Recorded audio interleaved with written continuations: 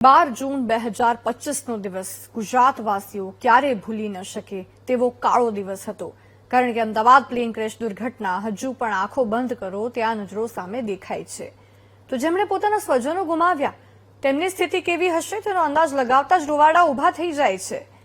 જો કે આજે પણ તે પીડિત પરિવારો ન્યાય માટે ઝંખી રહ્યા છે. આજે પણ તેમને જવાબ નથી મળી રહ્યો.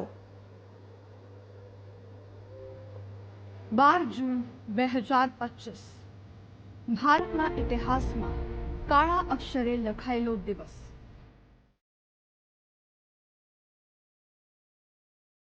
અમદાવાદ એરપોર્ટથી એર ઇન્ડિયાનું AI-171 ટેક ઓફ થયું અને ગણતરીની સેકન્ડમાં જ પ્લેન ક્રેશ થઈ ગયું, જેમાં 260 લોકો જીવતા ભૂંજાઈ ગયા હતા. તે ઘટનાને 11 મહિના પૂરા થયા, પરંતુ મૃતકોના પરિવારો આજે પણ ન્યાય માટે સંઘર્ષ કરી રહ્યા છે, સાચા જવાબની રાહ જોઈ રહ્યા છે. બ્લેક બોક્સના ડેટા માટે વારંવાર એર ઇન્ડિયાને મેલ કરે છે, પરંતુ કોઈ તેમને જવાબ નથી આપી રહ્યું. તે 11 મહિના પહેલા જે હાદસો બન્યો એ હાદસો બન્યા પછી અમે એર ઇન્ડિયામાં સતત સંપર્ક કરવાની કોશિશમાં છે. અમારા પાસે કોઈ એર ઇન્ડિયામાં કે ટાટામાંથી કોઈ માણસ મળવા માટે બી નથી આવ્યું કે પૂછવા માટે બી નથી આવ્યું. હવે એ પછી બી અમને જ્યારે કોન્ટેક્ટ નંબર પ્રોવાઈડ કરવામાં આવ્યા ત્યારે અમે અત્યારે બી એ ફોન પર ફોન કરીએ છીએ તો કોઈ રિસીવ નથી કરતું અને અમને સીધો જ મેલ કરવામાં આવે છે કે તમે મેલથી વાત કરો.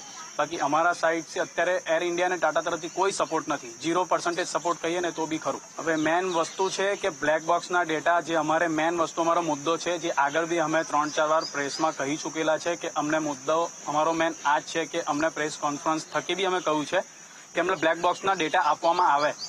જે અમે મેલ થકી ગવર્મેન્ટમાં પણ મેલ કરેલા છે, કાગળ પત્ર પણ લખેલા છે અને પ્રેસ તરફથી પત્રકાર મિત્રો તરફથી બી અમે જણાવવામાં આવેલું છે, પણ અત્યાર સુધી અમને એ તરફથી બી કોઈ જવાબ આપવામાં આવ્યો નથી. ન તો એર ઇન્ડિયા બ્લેક બોક્સનો ડેટા આપી રહ્યું છે, ન તો યોગ્ય જવાબ. દુર્ઘટના પછી જે નંબરો જાહેર કર્યા હતા તે બધું બસ ઘડી બે ઘડી પૂરતું નાટક હોય તેવું લાગી રહ્યું છે.